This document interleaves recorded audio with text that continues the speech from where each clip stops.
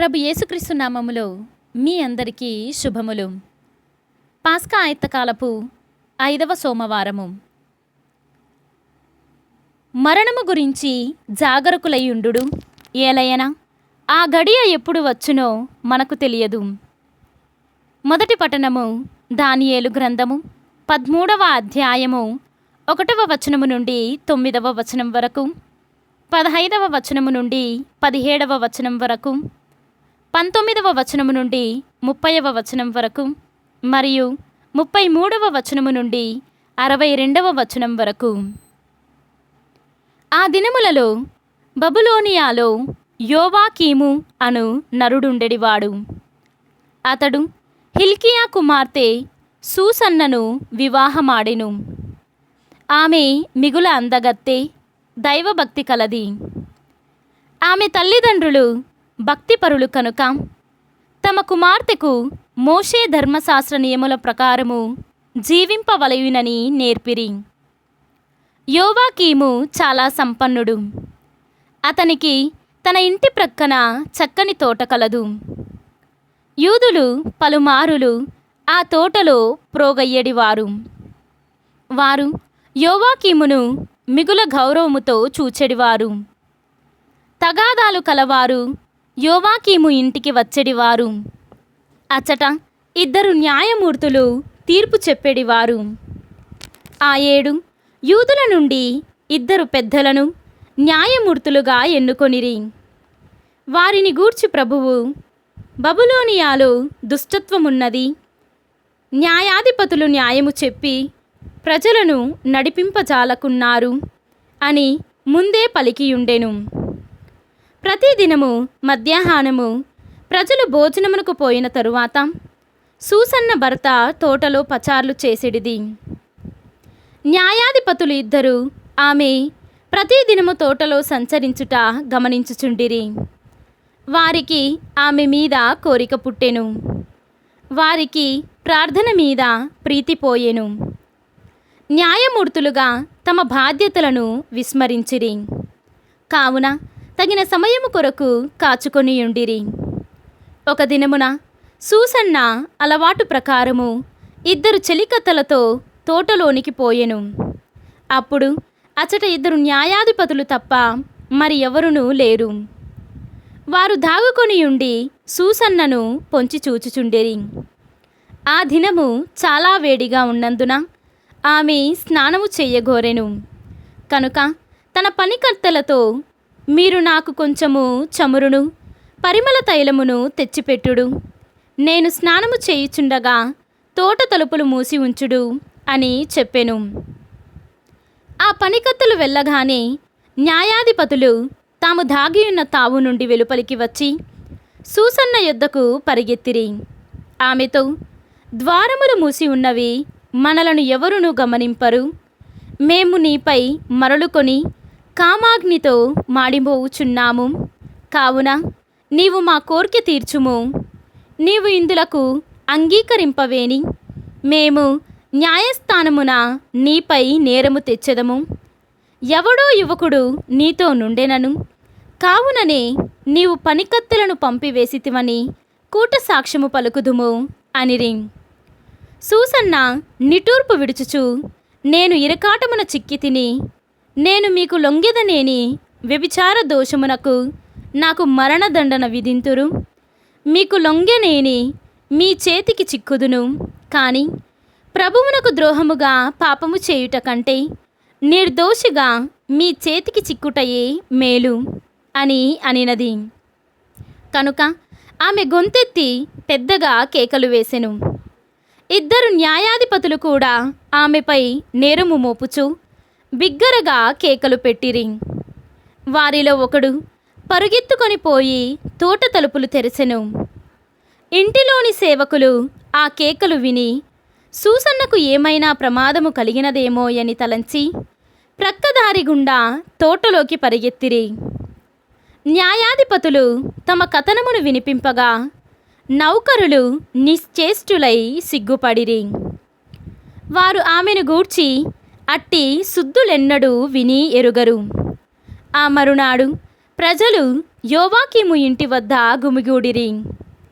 2 న్యాయాధిపతులు సూసన్నను చంపింపవలెనను చెడు పన్నాగముతో అచటికి వచ్చిరి. ప్రజలందరూ వినుచుండగా వారు యోవాకీము భార్య హిల్కియా కుమార్తె సూసన్నను పిలిపింపుడు అని పలికిరి. జనులు సూసన్నను పిలిపింపగా ఆమె తన తల్లిదండ్రులతో, బిడ్డలతో, బంధువులతో వచ్చెను. ఆమె బంధువులు ఆమెను చూచిన వారందరూ కంటతడి పెట్టుకొనిరి. అంతటా ఆ 2 న్యాయాధిపతులు ప్రజల ముందట నిలిచి సూసన్న తలపై తమ హస్తములను ఉంచిరి. ఆమె కన్నీరు కార్చుచు దేవుని నమ్మి ఆకాశము వైపు పారచూచెను. ఆ 2 ఆమెను గూర్చి ఇట్లు కూట సాక్ష్యము పలికిరి. మేము తోటలో పచారు చేయుచుండగా ఈమె తన 2 చెలికత్తెలతో అచ్చటికి వచ్చెను.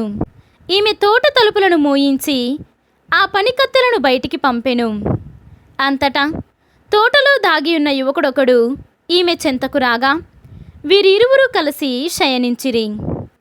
మేమప్పుడు తోటలో ఒక మూలనుంటిమి. ఆ ఘోర కార్యమును చూచి మేము వారి చెంతకు పరిగెత్తితిమి. మేము వారిద్దరూ కలిసి ఉండుట చూచి ఆ యువకుని పట్టుకోజాలమైతిమి. అతడు మాకంటే బలవంతుడు కనుక తోట తలుపులు తెరుచుకొని ఉడాయించెను. మేము ఈ స్త్రీని పట్టుకొని ఆ యువకుడెవడో చెప్పమని అడిగితిమి. కానీ ఈమె చెప్పలేదు. ఇది మా సాక్ష్యము. ఆ 2 పెద్దలు మాత్రమే కాక న్యాయాధిపతులనయ్యుండిరి కనుక ప్రజలు వారి పలుకులు నమ్మి సూసన్నకు మరణదండన విధించిరి. అంతట సూసన్న గొంతెత్తి బిగ్గరగా ఏడ్చుచు, నిత్యుడవైన దేవా, నీకు రహస్యములెల్లా తెలియను. నీవు ప్రతి కార్యమును అది జరగక ముందే తెలుసుకొందువు. నాకిప్పుడు మరణశిక్ష పడినది.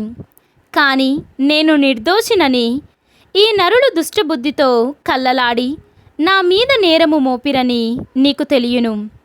మరి నేను చనిపోవలసినదేనా అని పలికెను. ప్రభువు ఆమె మొర ఆలించెను. జనులు ఆమెను వధించుటకు కొనిపోవుచుండగా దేవుడు దానియేలు అను యువకుని ప్రేరేపించి అతనిచే మాటలాడించెను.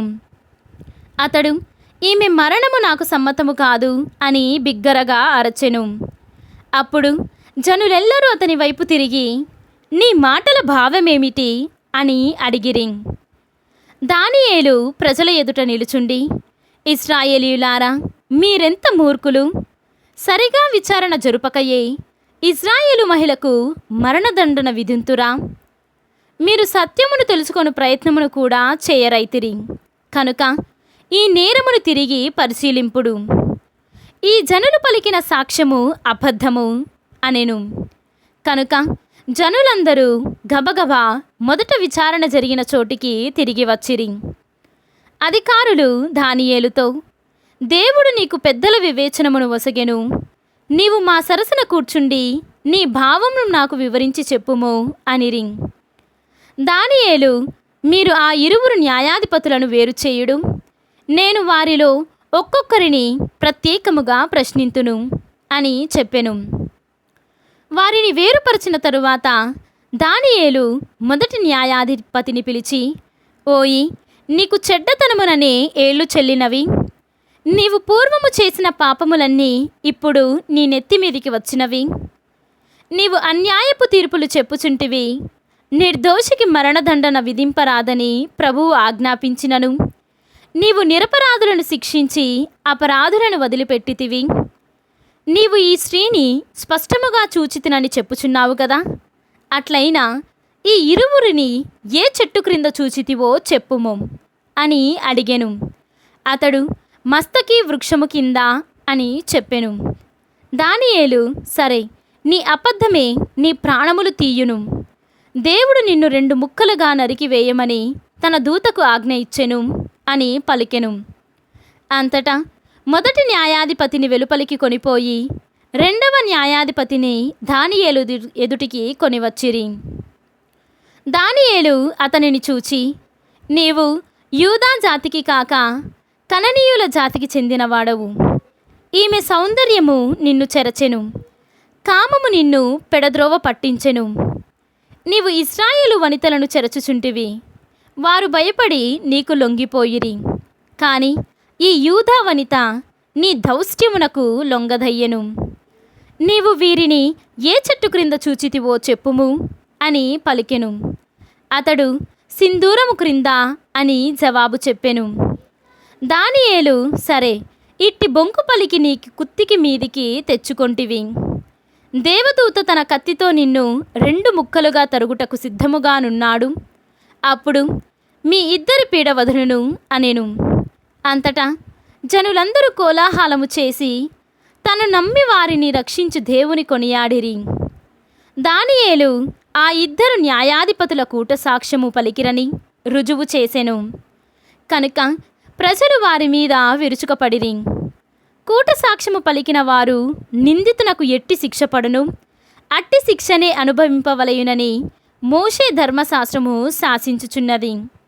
కనుక వారు ఆ 2కి మరణదండన విధించిరి.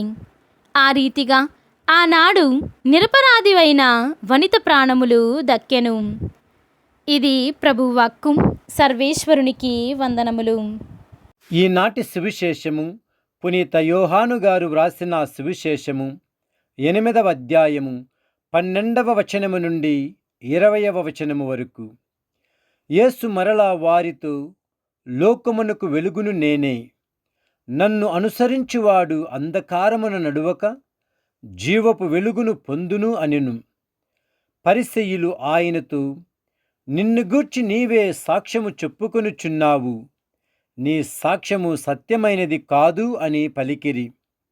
అందుకు యేసు, నన్ను గూర్చి నేనే సాక్ష్యము చెప్పుకొనినా అది సత్యము. ఏలన నేను ఎక్కడ నుండి వచ్చితినో ఎక్కడకు వెళ్ళుచున్నానో నేను ఎరుగుదును. కాని నేను ఎక్కడ నుండి వచ్చితినో ఎక్కడకు వెళ్ళుచున్నానో మీరు ఎరుగరు. మీరు కేవలము మానవ స్వభావమును అనుసరించి తీర్పు తీర్చుచున్నారు. నేను ఎవరిని తీర్పు చేయను. నేను తీర్పు చేసిన నా తీర్పు సత్యమైనది. ఏలన వాస్తవముగా తీర్పు చేయునది నేను ఒక్కడనే కాదు, నన్ను పంపిన తండ్రి తీర్పు చేయుదుము. 2 వ్యక్తుల సాక్ష్యము సత్యమగునని మీ ధర్మశాస్త్రమున కూడా వ్రాయబడి ఉన్నది గదా. నన్ను గూర్చి నేను సాక్ష్యము చెప్పుకొనుచున్నాను. నన్ను పంపిన తండ్రి నన్ను గూర్చి సాక్ష్యము చెప్పుచున్నాడు అనెను. అందుకు వారు, నీ తండ్రి ఎక్కడ ఉన్నాడు అని అడిగిరి. అప్పుడు యేసు, మీరు నన్ను కాని నా తండ్రిని కాని ఎరుగరు. నన్ను ఎరిగియున్నచో నా తండ్రిని కూడా ఎరిగి ఉందురు అని సమాధానమిచ్చెను. యేసు దేవాలయమున కోశాగారము వద్ద బోధించుచు ఇట్లు చెప్పెను. కాని ఎవరు ఆయనను పట్టుకొనలేదు. ఏలన ఆయన గడియ ఇంకను రాలేదు. ఇది క్రీస్తు సువిశేషము. క్రీస్తువా మీకు స్తుతి కలుగునుగాక.